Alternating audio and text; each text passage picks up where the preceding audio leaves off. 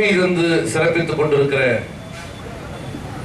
மாமன்ற உறுப்பினர்களே, மாநில பொறுப்பாளர்களே, எனக்கு எதிரே திரண்டிருக்கிற நாளை இந்த நாட்டை ஆளப்போகிற விடுதலை சிறுத்தைகளே, உங்கள் எல்லோருக்கும் என்னுடைய பணிவான வணக்கத்தை தெரிவித்துக் கொள்கிறேன்.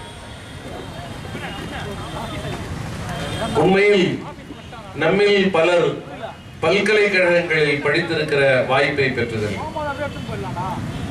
ஆனால் மரியாதைக்குரிய தலைவர் திருமா அவர்கள் விடுதலை சிறுத்தைகள் கட்சியையே ஒரு பல்கலைக்கழகமாக நடத்தி கொண்டிருக்கிறார்.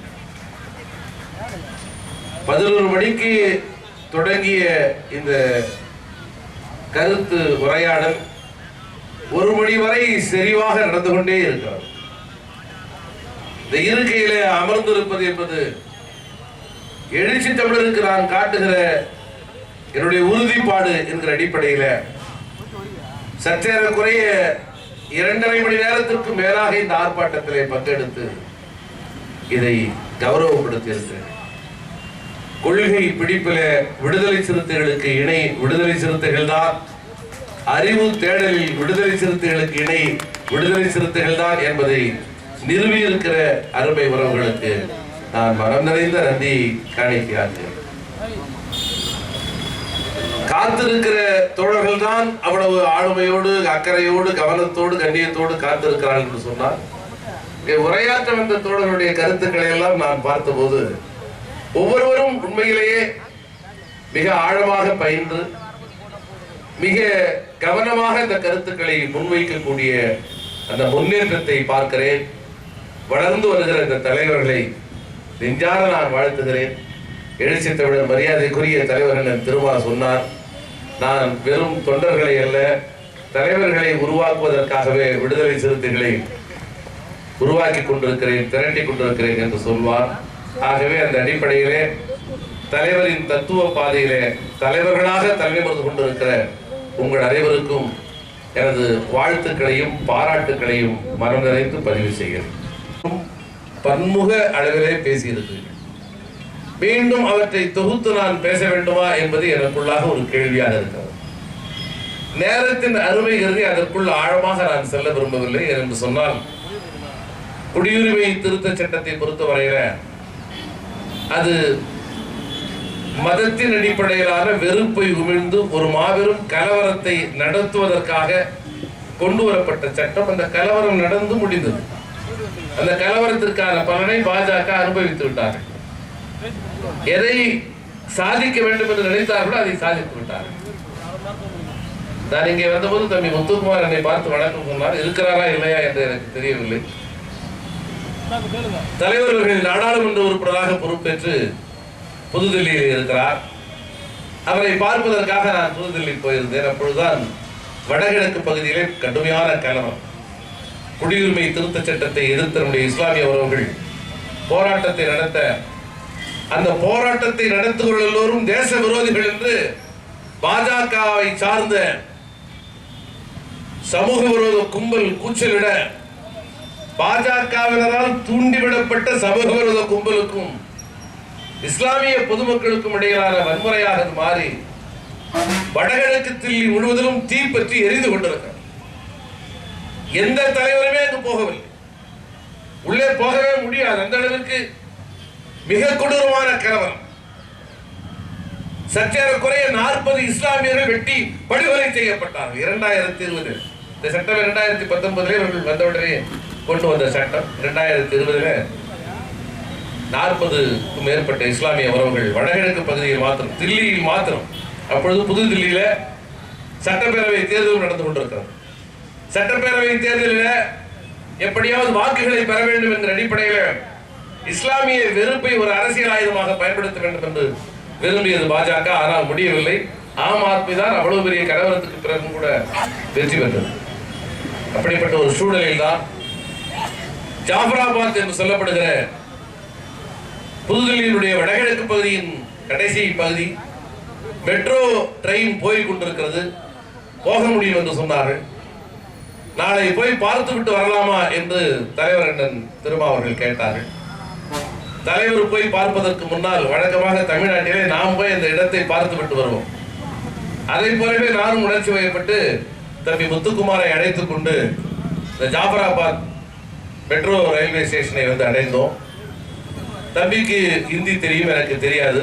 அச்சமாக இருந்தது, என்ன நடக்குமோ தெரியாது. அந்த நீண்ட வீதிகளின் ஊடாக நாங்கள் நடந்து போன போது சிறிய சிறிய குடிசைகள் எரித்ததையெல்லாம் நாம் பார்த்திருக்கிறோம். நம்முடைய பகுதியிலே, தமிழ்நாட்டில் சாதிய வன்கொடுமையால் நம்முடைய மக்கள் பாதிக்கப்படுகிற போது, சமத்துவத்திற்காக எழுகிற போது அவருடைய குடிசைகள் எரிக்கப்படுவதை நாம் பார்த்திருக்கிறோம். அப்படி சிறிய குடிசைகள் எரிந்து கிடந்ததை பார்த்து பழகி இருக்கிறோம். ஆனால் மாட மாளிகை என்று வர்ணிக்க தகுந்த அளவிலான மிகப்பெரிய வீடுகள் முற்று முழுவதுமாக எரிந்து கிடந்தன. மிக பிரமாண்டமான மசூதி, இந்த மசூதியின் அனைத்து பகுதிகளும் எரிந்து சாம்பலாகி மசூதியின் உள்ளே கூடாரம் அமைத்து இஸ்லாமிய உறவுகள் தங்க வைக்கப்பட்டிருந்தார். அகதிகளைப் போல அந்த மண்ணில நேற்று வரை ஒரு நகைக்கடை உரிமையாளராக, நேற்று வரை ஒரு மிகப்பெரிய வணிக நிறுவனத்தின் உரிமையாளராக, மிகப்பெரிய செல்வந்தராக அந்த பகுதியிலே வாழ்ந்தவர்கள் இன்று உணவுக்காக கையேந்தி வரிசையிலே நின்ற காட்சி நான் பார்த்தேன். மிக கொடூரமாக நிகழ்ந்திருந்த அந்த கலவரத்தின் சுவடுகளை பார்த்தபோது அதிர்ச்சி அடைந்தோம். மேலும் சில பகுதிகளுக்கு பொதுமக்களில் ஒருவராக நாங்கள் நடந்து போனோம். பல்வேறு இடங்களுக்கு போகிற வாய்ப்பு கிடைத்தது. ஒரு மசூதி முற்று முழுவதுமாக எரிந்து கிடந்தது. இந்த மசூதிக்குள்ளே போய் கொஞ்சம் கலவரத்தினுடைய தன்மைகள் கொஞ்சம் மெல்ல ஆறத் தொடங்கி இருந்த நேரம் பக்கத்தில் இருந்த இஸ்லாமிய நண்பர்கள் வந்து காண்பித்தார்கள். எவ்வாறு இந்த மசூதி எரிந்தது என்பதை எல்லாம் சொன்னார்கள். எல்லாவற்றையும் போய் பார்க்க முடியாது என்கிற அடிப்படையில் அந்த முகாம்களாக, அகதி முகாம்களாக ஆக்கப்பட்ட மசூதிக்குள்ளே இருந்த கூடாரத்திற்குள்ளே போய் அந்த மக்களோடு நான் பேச தொடங்கினேன். உடன் இருந்த தம்பி முத்துக்குமார் மொழிபெயர்ப்பிலே எனக்கு உதவினார். அப்பொழுது ஒரு வயதானவர் என்னை பார்த்துவிட்டு ஓடி வந்து என்னிடத்திலே வேதனையோடு, என் மகளை நான் பறிகொடுத்து விட்டேன், இதுவரை ஆறுதல் சொல்வதற்காக கூட யாரும் இல்லை, தமிழ்நாட்டிலே இருந்து வந்திருக்கிறீர்களா என்று கேட்டார். ஆமாம், நாளை அண்ணன் நாடாளுமன்ற உறுப்பினர் திருமா வருகிறார் என்று நான் சொன்னேன். தட்டு தடுமாறி அந்த வார்த்தையை மீண்டும் மீண்டும் கேட்டு, நாளை கட்டாயம் வருவாரா? எந்த அரசியல்வாதியும் வரவில்லையே, ஒருவேளை அவர் வந்தால் காவல்துறை கூட அவரை அனுமதிக்காமல் போய்விடுமே என்று சொன்னார். நிச்சயமாக வருகிற எந்த தடையாக இருந்தாலும் அதை தாண்டி அண்ணன் திருமா அவர்கள் வருவார்கள் என்றார் அவரிடத்தில் சொன்னார். வேதனையோடு அவர் பகிர்ந்து கொண்ட செய்தி என் வாழ்நாளில் எப்பொழுதும் நான் மறக்க முடியாது. கதறி கதறி சொன்ன செய்தி. அந்த வீட்டை சுற்றி முற்றும் ஏராளமாக இந்து சகோதரர்கள் தான் இருக்கிறார். ஆனால் கலவரம் நிகழத் தொடங்கியது. பக்கத்திலே இருந்து, அண்டை மாநிலத்திலே இருந்து சில ரவுடிகள் வந்தார்கள். அவர்கள் எல்லோரும் ஒரே விதமாக தலைப்பாகை அணிந்திருந்தார்கள், ஒரே விதமான துண்டை அணிந்திருந்தார்கள். உள்ளே வந்து இஸ்லாமியர்கள் யார் என்று கேட்டு தாக்கத் தொடங்கினார்கள். பக்கத்தில் இருந்த இந்து சகோதரர்கள் கூட அவர்களை ஒன்றும் செய்ய வேண்டாம் என்று சொல்ல முயற்சித்தவர்கள் அந்த கும்பலின் ஆவேசத்தை பார்த்து அமைதியாகிவிட்டார்கள். நான் குடியிருந்த வீட்டிலே கீழே வாடகைக்கு ஒரு இந்து சகோதரர் தான் இருக்கிறார். அவர் ஓடி போய் கதவுகளை சாத்துவதற்கு முயற்சி செய்தார். ஆனால் அவரையும் அடித்து விரட்டினார்கள். தன்னுடைய கதவுகளை எல்லாம் பூட்டிக் கொண்டு மேலே என்னுடைய மகள் இருந்தாள். தொலைபேசியிலே தொடர்பு கொண்டு, அப்பா, முற்று முழுவதுமாக எல்லோரும் சூழ்ந்திருக்கிறார்கள், நான் என்ன செய்யட்டும் என்று கேட்டார். தொலைதூரத்தில் இருந்த நான் கதவுகளை சாத்திக் கொண்டு உள்ளே இரு அம்மா என்று நான் சொன்னேன். கதவுகள் உடைக்கப்பட்டு கதவு திறக்கப்பட்டதை பார்த்த உடனேயே என்னுடைய மகள், அப்பா, இனி நான் உயிரோடு இருக்க மாட்டேன், கொடூரமான முறையில் அவர்கள் வருகிறார்கள், அவர்கள் என்னை சிதைத்து விடுவார்கள், அவர்கள் என்னை சிதைப்பதற்கு முன்னதாக நான் அல்லாவிடம் போய் சேர்ந்து விடுகிறேன் என்று எரிகிற தீயிலே என் மகள் சொல்லிக்கொண்டே இறந்து போனதை நான் கேட்டேன் என்று அந்த பெரியவர் சொன்னார். அருமை நண்பர்களே, இதை போல 100 கதைகளை என்னால் சொல்ல முடியும். இந்த பகுதியில் நான் கேட்ட, நான் சந்தித்த இந்த கொடூரங்கள். மறுநாள் மரியாதைக்குரிய தலைவர் அண்ணன் திருமா அவர்கள் வந்தார். அண்ணன் திருமா அவர்கள் தான் வடகிழக்கு தில்லியிலே இஸ்லாமியர்கள் பாதிக்கப்பட்ட போது அதை சந்தித்து விசாரிப்பதற்காக உள்ளே வந்த முதல் அரசியல் தலைவர் அண்ணன் திருமாவளவன் தான். திருமாவளவனுக்கும் தமிழ் தெரியாது, ஆனாலும் அருகில் மன்னிக்க வேண்டும், அண்ணன் திருமாவளவனுக்கு ஹிந்தி தெரியாது, ஆனால் அவர் தமிழிலே பேசுவதை அந்த மக்கள் உள்வாங்கிக் கொண்டார்கள். ஆங்கிலத்திலே பேசி புரிந்து கொண்டார்கள். இந்தியிலே ஒரு மொழிபெயர்ப்பை செய்து உணவை செய்து கொண்டார்கள். மொழி தெரியவில்லை, இந்தி தெரியவில்லை என்கிற எந்த இடையூறும் இல்லாமல் ஒரு பெற்ற பிள்ளையை பார்ப்பதை போல அண்ணன் திருமாவை இஸ்லாமிய உறவுகள் என்று தெரியும். அவர்களுடைய அஜெண்டாவே இஸ்லாமியர்கள் போராட வேண்டும் என்பதுதான். இஸ்லாமியர்கள் போராடுகிற போது பார்த்தீர்களா, தேசத்தின் பாதுகாப்பிற்காக கொண்டு வந்த சட்டத்தை எதிர்த்து இவர்கள் போராடுகிறார்கள். ஆக இவர்கள் தேச விரோதிகள் என்று இஸ்லாமியர்களை தேச விரோதிகள் என்று கற்பிதம் செய்ய வேண்டும், அவர்களை அவ்வாறு சித்தரிக்க வேண்டும். இதுதான் பாஜக அவருடைய அணுகுமுறையாக தொடர்ந்து இருந்து வருகிறது. இந்த அடிப்படையிலே தான் கடந்த 4 ஆண்டுகளுக்கும் மேலாக விடுதலை சிறுத்தைகள் எண்ணற்ற போராட்டங்களை குடியுரிமை திருத்த சட்டத்தை திரும்ப பெற வேண்டும் என்று போராடி வந்தோம். ஆனாலும் கூட எனக்கு முன்னாலே பேசிய நண்பர்கள் சொன்னதை போல தன்னுடைய சாதனைகள் எதையும் சொல்ல முடியாத பாஜக அரசு இன்று மக்களின் கவனத்தை திசை திருப்புவதற்காக இந்த சட்டம் இன்றிலிருந்து விதிகள் வகுக்கப்பட்டு நடைமுறைக்கு வருகிறது என்று 2-3 நாட்களுக்கு முன்னாலே உள்துறை அமைச்சகத்தின் மூலமாக அறிவிப்பை வெளியிட்டிருக்கிறது. சற்றேறக்குறைய 3000 கோடி இதற்காக நிதி ஒதுக்கீடு செய்யப்பட்டிருக்கிறது. இந்த 3000 கோடி நிதியானது கல்வித்துறைக்கு ஒதுக்கப்பட்ட நிதியில இருந்து அந்த நிதியை குறைத்து எடுத்து 3000 கோடி இந்த சட்டத்தை நடைமுறைப்படுத்துவதற்கும் அவசியம் ஏற்படுகிற பகுதிகளிலே என்ஆர்சி என்கிற தேசிய குடிமக்கள் பதிவேட்டை நடைமுறைப்படுத்துவதற்கும் இந்த 3000 கோடி அவர்கள் பயன்படுத்துகிறார்கள். அசாம் உள்ளிட்ட மாநிலங்களிலே இந்த குடியுரிமையை பெறாதவர்களை டிடென்ஷன் சென்டர் என்று சொல்லக்கூடிய முகாம்களில் அடைத்து வைத்திருக்கிறார்கள். அந்த முகாம்களை கட்டுவதற்காக பணம் தேவை என்று 3000 கோடி ஒதுக்கப்பட்டிருக்கிறது. ஆக குடியுரிமை இல்லாதவர்களை வதை முகாம்களில் கொண்டு போய் அடைப்பதற்கு வேலை தொடங்கி இருக்கிறது. இன்று அசாமிலே அந்த நடைமுறை கொண்டு வரப்பட்டிருக்கிறது என்று சொன்னால் நாளை எங்கும் கொண்டு வரப்படுவதற்கான வாய்ப்பு இருக்கிறது. கொண்டு வருகிறார்களோ இல்லையோ கொண்டு வரப்படக்கூடும் என்கிற அச்சத்தை குடிமக்கள் மத்தியிலே உருவாக்குவதன் மூலமாக தான் தன்னுடைய குடிமக்களை எப்பொழுதும் பதட்டத்தில் வைத்திருக்கிற பாசிச உளவியலை பாஜக வெளிப்படுத்தியிருக்கிறது. அதனால்தான் எந்த கட்சி உடனடியாக எதிர்ப்பை வெளிப்படுத்துகிறதோ இல்லையோ உடனடியாக விடுதலை சிறுத்தைகள் எதிர்வினையாற்ற வேண்டும். அது வெள்ளிக்கிழமையா வியாழக்கிழமையா தெரியாது. தேதியை பார்த்தோம், தலைவர் பார்த்தார், 15ஆம் தேதி தான் இருக்கிறது. ஆகவே 15ஆம் தேதி அந்த நிகழ்வை அறிவிப்பது என்று போராட்ட நிகழ்வு என்று அறிவிக்கப்பட்டிருக்கிறது. உங்களது அணிதிரட்சியால் இந்த போராட்டம் என்று வெற்றி பெற்றிருக்கிறது. கோரிக்கை நிறைவேறுகிறதோ இல்லையோ, ஆனால் நாம் போராட வேண்டும் என்பதுதான் விடுதலை அரசியலின் முதல் பாடம். நாம் எண்ணியது நடக்கிறதோ நடக்கவில்லையோ, நீதிக்காக போராடுவது என்பது நம்முடைய இயல்பாக அது மாற வேண்டும். அருட்பணியாளர் ஸ்டேன் சுவாமி அவர்கள் குறித்து ஒரு செய்தியை நான் பகிர்ந்து கொள்ள விரும்புகிறேன். 2021 ஜூலை மாதம் முதல் வாரத்தில் அவர் இறந்து போனார். அவரது உடலை கொண்டு வருகிறார்கள். அந்த உடலை யார் போய் வாங்குவது என்று ஒரு பெரிய அச்சம் தமிழ்நாட்டிலே நிலவிக் கொண்டிருக்கிறது. ஃபாதர் ஸ்டேன் சுவாமி திருச்சியிலே பிறந்தவர், இங்கிருந்து வளர்ந்தவர். சேசு சபையின் மூலமாக அவர் சில மக்கள் நல பணிகளை செய்து கொண்டு வந்தவர். அவர் வடகிழக்கு மாநிலங்களிலே போய் தங்கியிருந்து அங்கே இருக்கிற பழங்குடி மக்களின் உரிமைக்காக தொடர்ந்து பாடாச்சு. அந்த பகுதிகளிலே பழங்குடி மக்கள் மிக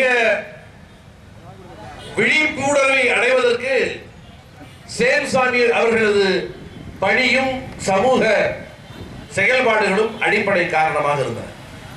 எனக்கு முன்னாலே அருமை தோழர் சவுதி ராஜ்குமார் அவர்கள் சொன்னார்கள், வடகிழக்கு மாநிலங்களிலே மணிப்பூர் உள்ளிட்ட மாநிலங்களிலே, மேகாலயா, நாகாலாந்து உள்ளிட்ட மாநிலங்களிலே, அசாம் உள்ளிட்ட மாநிலங்களிலே பாஜகவினரால் கால் ஊன்ற முடியாது என்று சொன்னார் எனக்கு முன்னாலே பேசிய நண்பர்கள்.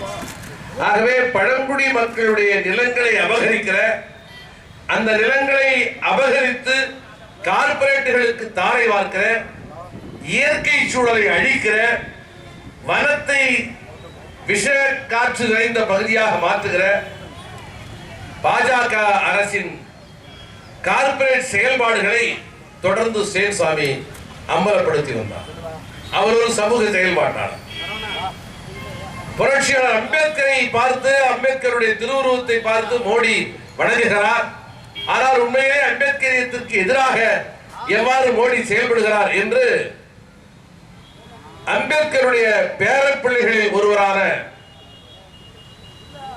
ஆனந்த் தெல்டும்டே, பேராசிரியர் ஆனந்த் தெல்டும்டே தொடர்ந்து பாஜகவை அம்பலப்படுத்தி வந்தார். ஆந்திராவை சார்ந்த நக்சலைட் கவிஞர் என்று அழைக்கப்படுகிற வரவர ராவ் என்கிற கவிஞர் ஒரு காலத்தில் நக்சல்வாதி இயக்கத்தில் இருந்தவர். பிறகு அந்த இயக்கங்கள் மறைந்த பிறகு நம்மை போல ஜனநாயக அமைப்புகளோடு இணைந்து பணியாற்றிக் கொண்டிருக்கிறார். அவரும் பாஜக அரசை எதிர்த்து தொடர்ந்து குரல் கொடுத்து வந்தார். இவர்கள் மீது தொடர்ந்து பாஜக அரசுக்கு ஒரு கண் இருந்தது, ஒரு நேரத்தை பார்த்துக் கொண்டிருந்தது. பீமா குரேகன் என்கிற ஒரு நகரத்தில் கிழக்கிந்திய கம்பெனிக்கும் பேஷ்வா படைகளுக்கும் இடையில நடந்த ஒரு யுத்தம். மராட்டிய மாநிலத்தில் பீமா குரேகன் என்கிற ஒரு நதி, அங்கே மராட்டிய பேஷ்வாக்களுக்கும் கிழக்கிந்திய கம்பெனிக்கும் இடையே ஒரு யுத்தம் நடந்தது. 200 ஆண்டுகள் முடிந்திருக்கிறது. அந்த யுத்தத்தினுடைய வெற்றியை கொண்டாடுவதற்காக தலித்துகள் ஆண்டுதோறும் கூடுவது வழக்கம். ஜனவரி 1ஆம் தேதி பீமா குரேகனுடைய வெற்றி விழா கூடுவது வழக்கம். எதற்காக தலித்துகள் அதை வெற்றியாக கொண்டாடுகிறார்கள் என்று சொன்னால், 40,000 போர்ப்படை வீரர்கள், பேஷ்வா மன்னருடைய போர்ப்படை வீரர்கள், அவர்களை எதிர்த்தது வெறும் 2000 பேர் மட்டுமே இருந்த கிழக்கிந்திய கம்பெனியுடைய போர்ப்படை. அந்த 2000 பேரும் மகர் என்று சொல்லப்படுகிற, தமிழ்நாட்டிலே பறையர் என்று சொல்லப்படுவதை போல, கருந்ததி என்று சொல்லப்படுவதை போல, மகாராஷ்டிராவே மகர் என்று சொன்னால் அந்த பகுதியினுடைய பூர்வகுடி, அந்த பகுதியில் இருக்கக்கூடிய ஆதிதிராவிட சமூகத்தை ஒத்த ஒரு அடையாளம். ஆக மகாராஷ்டிராவில் இருக்கிற மகர்கள் வெறும் 2000 பேர் மட்டுமே கொண்ட ஒரு படை பீஷ்வா படையை வீழ்த்தியது. கிழக்கிந்திய கம்பெனி அந்நிய கம்பெனி தானே, பேஷ்வா படை இந்த தேசத்திற்கு சொந்தமான மன்னர் தானே.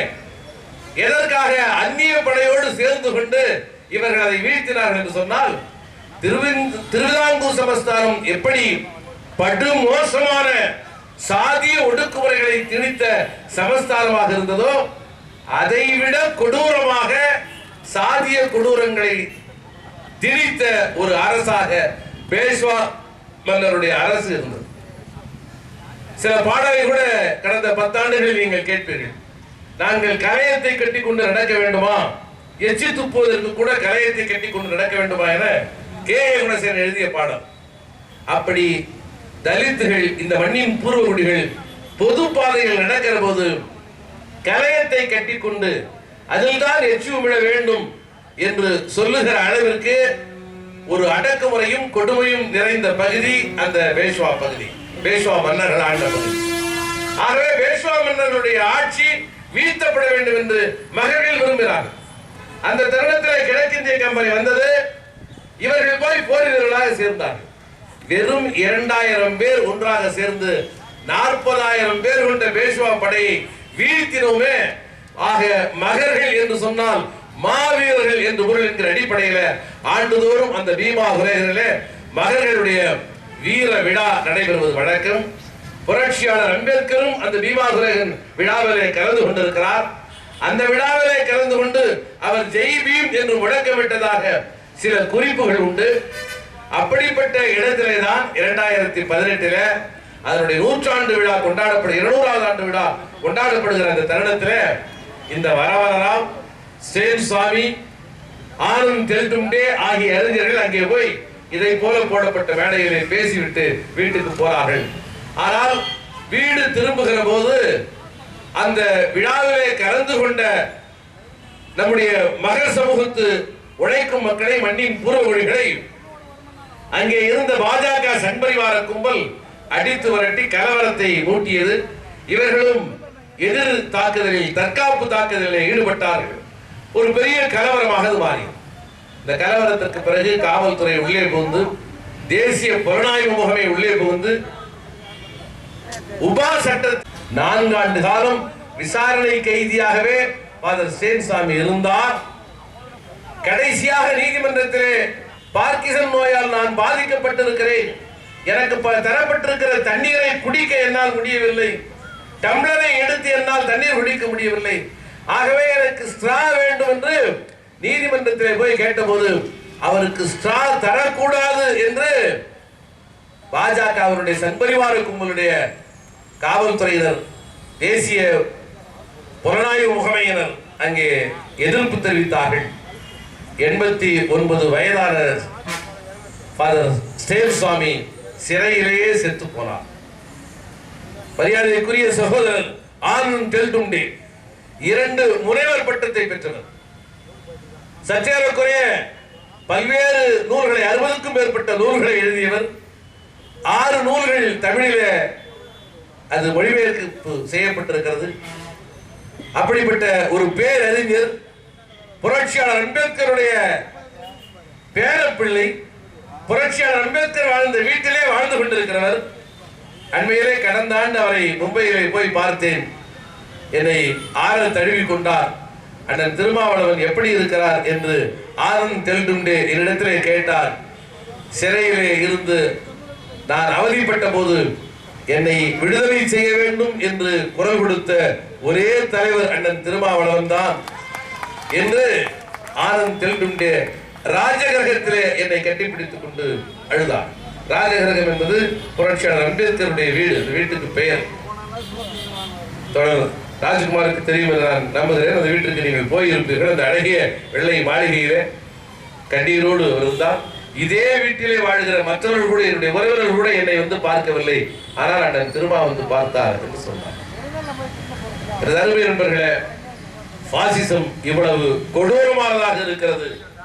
இந்த சட்டங்களை எல்லாம் இவர்கள் கொண்டு வருவதற்கான அடிப்படை நோக்கம் இந்த மண்ணிலே மதத்தின் அடிப்படையிலான வன்முறையை உருவாக்கி மத சண்டைகளில் மக்களுடைய கவனத்தை திசை திருப்பிவிட்டு நிலத்தை சூறையாடி கார்ப்பரேட்டுகளின் கைகளிலே ஒப்படைக்க வேண்டும். கனிம வளத்தை சூறையாடி கார்ப்பரேட்டுகளுடைய கைகளிலே ஒப்படைக்க வேண்டும். போன வாரம் நெய்வேலியினுடைய பங்குகள் 7% பங்குகள் சத்தமில்லாமல் விற்கப்பட்டு விட்டன. ஏனென்று கேட்பதற்கு ஆள் இல்லை. NLC என்று இருந்தபோது கொஞ்சம் பாதுகாப்பு இருந்தது. NLC இந்தியா என்று மாறிய பிறகு இருந்த பாதுகாப்பும் காணாமல் போனது. முதலெல்லாம் நெய்வேலி பங்குகளை விற்பார்கள் என்று சொன்னால் பெரிய போராட்டம் நடக்கும். ஆனால் இப்பொழுது எதுவுமே இல்லை. பங்குகளை விற்றார்கள், முடித்தார்கள், பொதுத்துறையை சூறையாடி கொண்டிருக்கிறார்கள். நான் இருக்கிற காட்டுமன்னார் கோவிலில் இருக்கிற வீராணம் பகுதியில் இருக்கிற பாசன பகுதிகளை, வளையமா பகுதிகளை, வளையமாதேவி பகுதியில் இருக்கிற பாசன பகுதிகளை தமிழக அரசுக்கே தெரியாமல் மத்திய அரசு கார்ப்பரேட் கம்பெனிகளுக்கு விற்பனை செய்தது. நல்ல வேளை சட்டமன்ற கூட்டத்தொடர் நடைபெற்றுக் கொண்டிருக்கிற நேரமாக இருந்த காரணத்தினாலே உடனடியாக மாண்புமிகு முதல்வருடைய கவனத்திற்கு அதை கொண்டு போய் நிறுத்தியதனுடைய விளைவாக முதல்வர் அவர்கள் உடனடியாக எதிர்த்து கடிதம் எழுதி பேசி அந்த விற்பனையை ரத்து செய்தார். ஆனால் இப்பொழுது தேர்தலில் கவனம் செலுத்திக் கொண்டிருக்கிறோம். சத்தமில்லாமல் 7 விழுக்காடு என்று விற்பனையாக இருக்கிறது. கொள்ளையடிக்கிறார்கள் என்பதை புரிந்து கொண்டு நீயும் நானும், இங்கே இருக்கிற உழைக்கும் மக்களாகிய ஆதிராவிட சமூகமும், உழைக்கும் மக்களாக இருக்கிற வன்னிய சமூகமும் கைகோர்த்து விடக்கூடாது. உழைக்கும் மக்களாக இருக்கக்கூடிய பிற சமூகங்களாக இருக்கிற முதலியாராய், உடையாராய், நாடாராய் இருக்கிற சமூகங்கள் ஒன்று சேர்ந்து விடக்கூடாது. எப்போதும் மதம் சார்ந்த கலவரத்திலும் பிரச்சனைகளுமே நாம் இருக்க வேண்டும் என்ற அடிப்படையில் தான் தொடர்ந்து இப்படிப்பட்ட விஷமத்தனமான வேலைகளில் பாஜக ஈடுபடுகிறது என்பதை நாம் புரிந்து கொள்ள வேண்டும். நாளை தேர்தல் தேதி அறிவிக்கப்படுகிற இந்த சூழ்நிலையில் இந்த வினாடியிலும் கூட, கடைசி வினாடியிலும் கூட இதை எதிர்க்கிறோம், இதை கண்டிக்கிறோம். இதனால் வாக்குகள் கிடைக்குமா என்பது விடுதலை சிறுத்தைகளின் பார்வை அல்ல. அதுதான் எழுச்சி தமிழர் நம்மை வளர்த்துக் கொண்டு போயிருக்கிற வடிவம். இதை வாக்கு அரசியலாக மாற்றுவதை விட விடுதலை சிறுத்தைகளுக்கு என்று ஒரு அரசியல் பார்வை இருக்கிறது. சமத்துவத்தை, சமூக நீதியை, தேசத்தின் பன்மை தன்மையை, அரசமைப்பு சாசனத்தின் விழுமியங்களை பாதுகாக்க வேண்டும். புரட்சியாளர் அம்பேத்கரும் ஆகச் சிறந்த இன்னபிற தேசபக்த தலைவர்களும் உருவாக்கி தந்த இந்த தேசத்தை பாதுகாக்க வேண்டும் என்ற அடிப்படையில் விடுதலை சிறுத்தைகள் இந்த போராட்டத்தை நடத்தி கொண்டிருக்கிறோம். பாசிசம் என்பதை நாம் தெளிவாக புரிந்து கொள்ள வேண்டும். இதைத்தான் எனது நிறைவு செய்தியாக நான் சொல்ல கடமைப்பட்டிருக்கிறேன். சிந்துவெளி நாகரிகம் என்று நாம் சின்ன வயதிலிருந்தே படித்திருப்போம். சிந்துவெளி நாகரிகத்தினுடைய அந்த அழகும் அந்த ஆளுமையும் உலகத்தாரால் இன்று போற்றப்படுகிறது. 2 அங்குலம், 3 அங்குலம், இன்னொரு 2 அங்குலம், இந்த முப்பரிமாணத்திலே செங்கல் உருவாக்கப்பட்டிருக்கிறது. இப்பொழுது நாம் 3 அங்குலம், 4 அங்குலம், 9 அங்குலத்திற்கு செங்கலை உருவாக்குகிறோம்.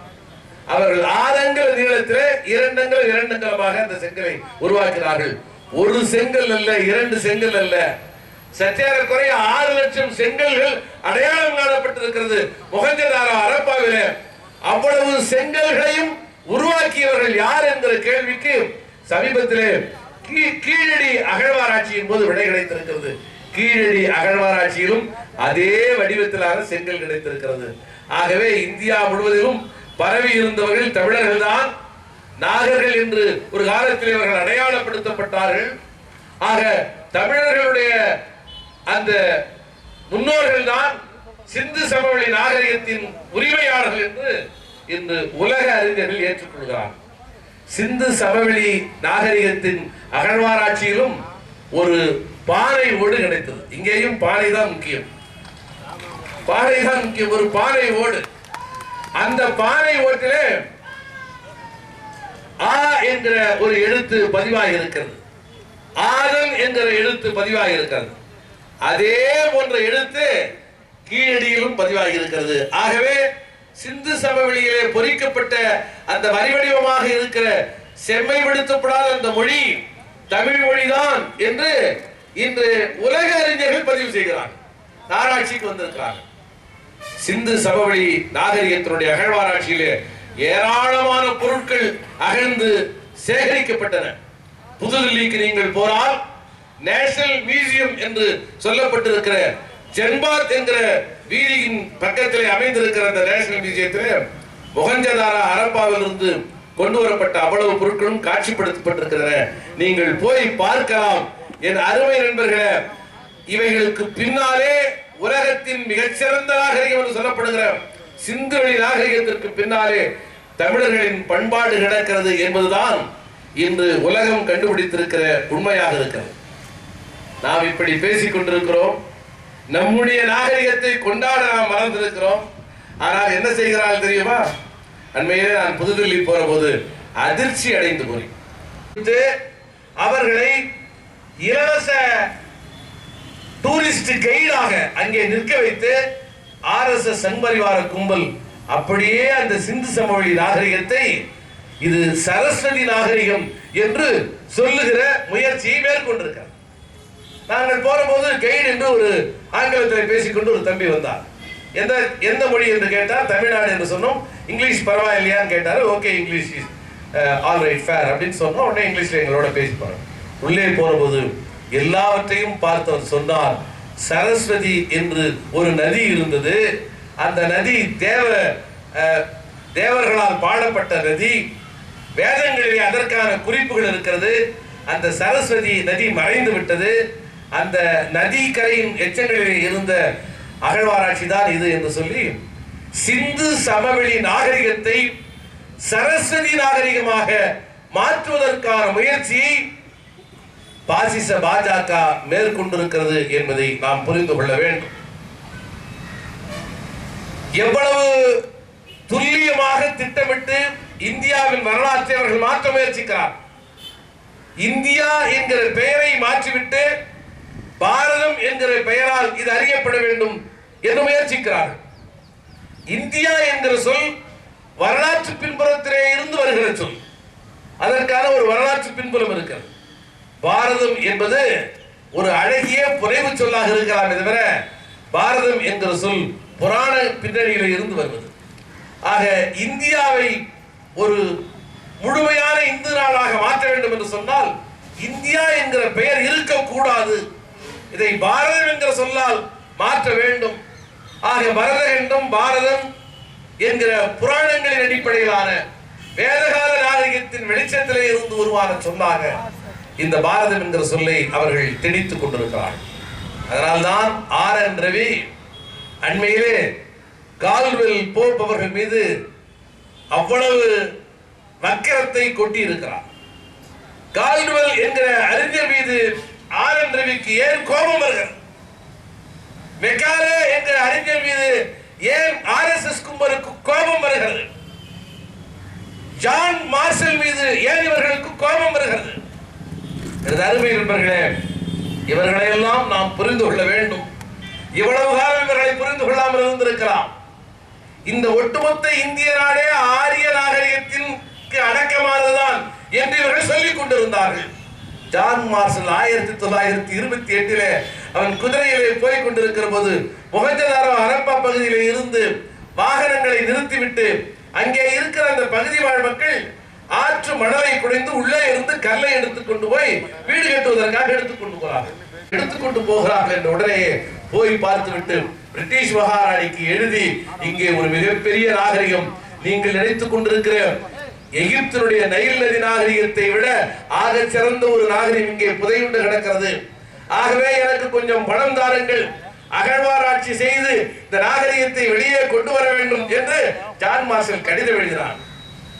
எவ்வாறு வென்னி குயிக் இங்கே ஒரு அணையை கட்ட வேண்டும் என்பதற்காக தன்னுடைய சொத்துக்களை விட்டுக் கொண்டு வந்து அணையை கட்டினாரோ, அதை போல ஜான் மார்ஷல் தன்னுடைய நண்பர்களிடத்திலே கையேந்தி தன்னுடைய சொத்தை வித்து அரசிடமும் கொஞ்சம் நிதியை திரட்டி கொண்டு வந்து அகழ்வாராய்ச்சியை நடத்தியதன் மூலமாகத்தான் இந்த நாட்டிலே ஆரிய நாகரிகத்தை விட மிக மிக சிறப்பான ஆரிய நாகரிகத்தால் அறிந்து கொள்ள முடியாத இந்த மண்ணின் பூர்வ நாகரிகமாக சிந்து சமவெளி நாகரிகம் என்று ஒரு நாகரிகம் இருந்தது என்கிற செய்தியே வெளியே வந்தது.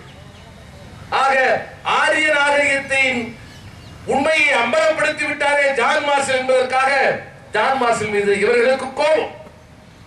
நாட்டிலே ஏற்கனவே சமஸ்கிருதத்தின் அடிப்படையிலான குருகுல கல்வியும் அரபு மொழியிலான மதரசா கல்வியும் மட்டுமே இருந்தது.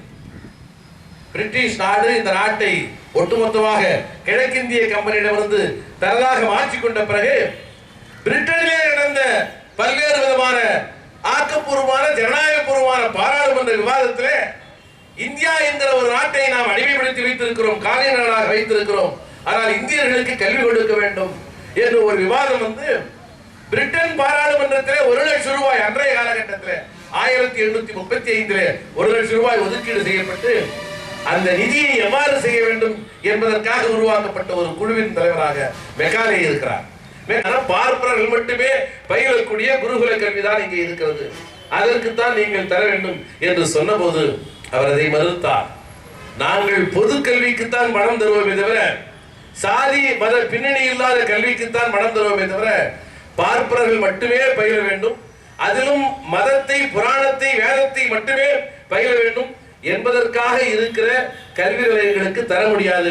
அதே போல அரபு மொழியையும் மதம் சார்ந்த கல்வியும் தருகிற இஸ்லாமிய நிறுவனங்களாக இருந்த மதரசாக்களுக்கும் நான் அந்த தொகையை தர முடியாது, வேண்டுமானால் சிறிய அளவு மானியத்தை தருகிறேன், மீதமுள்ள தொகையை பொது கல்விக்குத்தான் தருவேன் என்று மெக்காலே இந்தியாவிற்கு ஒரு புதிய கல்விக் கொள்கையை உருவாக்கினார். ஆகவே மெக்காலே விதிவர்களுக்கு எரிச்சல், கோபம், வக்கரம், ஆத்திரம் வருகிறது. அதே போலவே நிறைவாக சொல்லி விடைபெற விரும்புகிறேன். கால்டுவெல் மீது திடுமென காழ்ப்புணர்ச்சி வன்மத்தை கக்கி இருக்கிறார் நம்முடைய RN ரவி. ஏன் கால்டுவெல் மீது காழ்ப்புணர்ச்சி வன்மத்தை கக்கிறார்?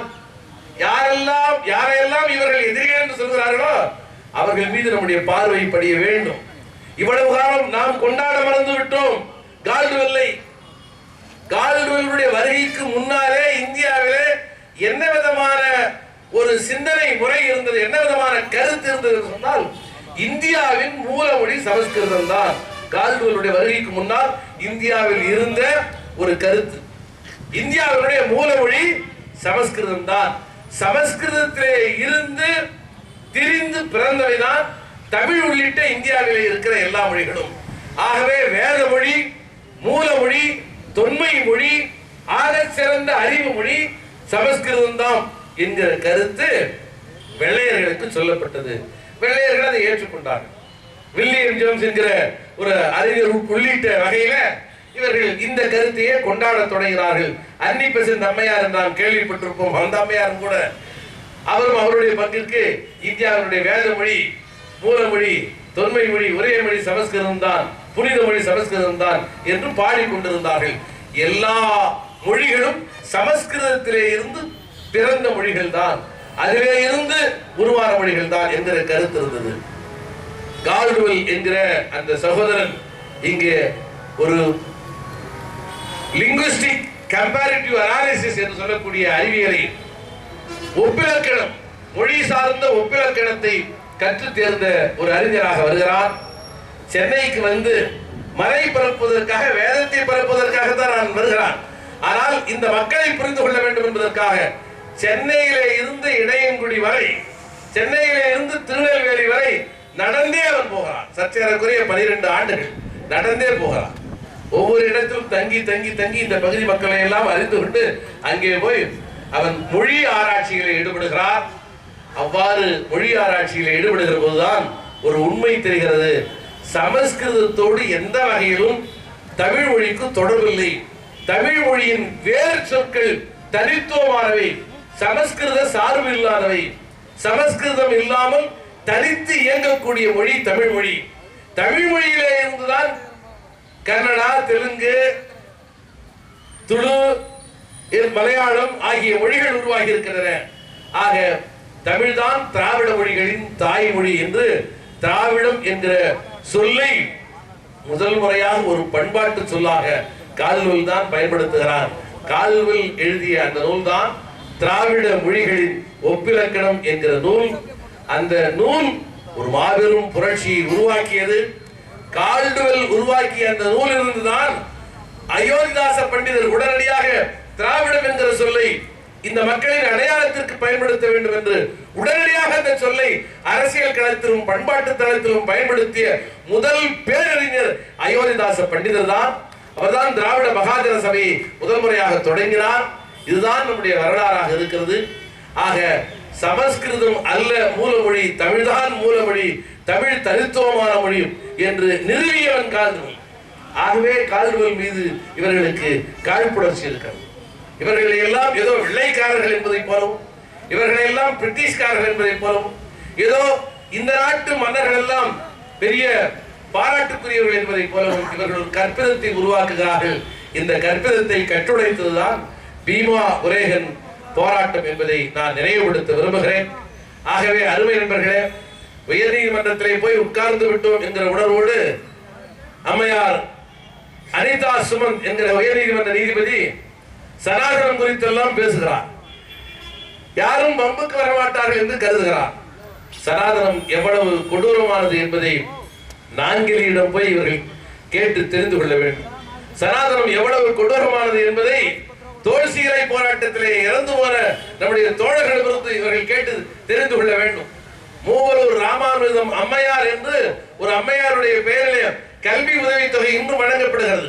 மூவலூர் ராமாமிர்தம் அம்மையார் பொட்டு கட்டுதல் என்கிற வழக்கத்திற்கு பலியான ஒரு பெண் 10 ரூபாய்க்கும் ஒரு பழம்புடைக்கும் பழம்புடவைக்கும் மூவலூர் ராமாமிர்தம் அம்மையாரை ஒரு பொட்டு கட்டுகிற ஒரு பெண்ணிடத்திலே ஒப்படைத்து விட்டு அந்த பெற்ற தாய் ஓடி போராள். இவரை வளர்த்து ஆளாக்கி பொட்டு கட்டுதல் என்று சொன்னால் வயதான பிறகு கோவிலிலே போய் நடனமாட விட வேண்டும், அங்கே இருக்கிறவர்களுக்கு உடல் பசியை ஆற்ற வேண்டும் என்கிற அடிப்படையில் இருக்கிற ஒரு கொடூரமான வழக்கம்.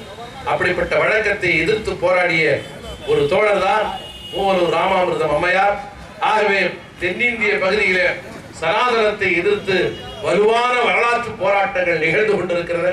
அந்த வரலாற்று போராட்டங்களின் தொடர்ச்சியாய் எழுச்சி தமிழர் மரியாதைக்குரிய தலைவர் திருமாவர்கள் தேர்தல் காலமாக இருந்தாலும் சரி, ஒருவேளை இன்று வேட்புமனு தாக்கல் செய்கிற நாளாக இருந்தாலும் கூட முதலில் ஒரு போராட்டத்தை அறிவித்து விட்டு பிறகு நான் போய் வேட்புமனு தாக்கல் செய்கிறேன் என்று சொல்லுகிற தலைவராக அவர் இருக்கிறார்.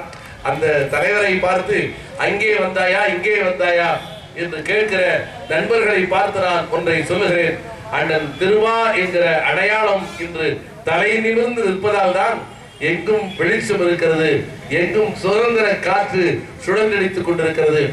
தமிழ்நாட்டிலே தலை நிமிர்ந்து வாழ முடியும் என்கிற நம்பிக்கை இருக்கிறது. ஆகவே எழுச்சி தமிழரின் அழைப்பை ஏற்று அணிதிரண்டு இருக்கிற அத்தனை விடுதலை சிறுத்தைகளுக்கும் என்னுடைய மனம் நிறைந்த நன்றியை சொல்லி மிக குறுகிய நாளில் மிக சிறப்பான முறையிலே இந்த ஆர்ப்பாட்டத்தை ஒருங்கிணைத்திருக்கிற முன்னணி தோழர்களுக்கும், குறிப்பாக அருமை தோழர் தாமரை செல்வருக்கும், குணவழகருக்கும், உடனிருந்து பணியாற்றிய நம்முடைய மாவட்ட செயலாளர்களுக்கும் என்னுடைய மனம் நிறைந்த நன்றியை சொல்லி அரசியல் களத்திலும் பண்பாட்டு தளத்திலும் நம்முடைய தலைமுறை போர் புரியட்டும், நாளைய தலைமுறை இந்த நாட்டை ஆளட்டும் என முழங்கி விடைபெறுகிறேன்.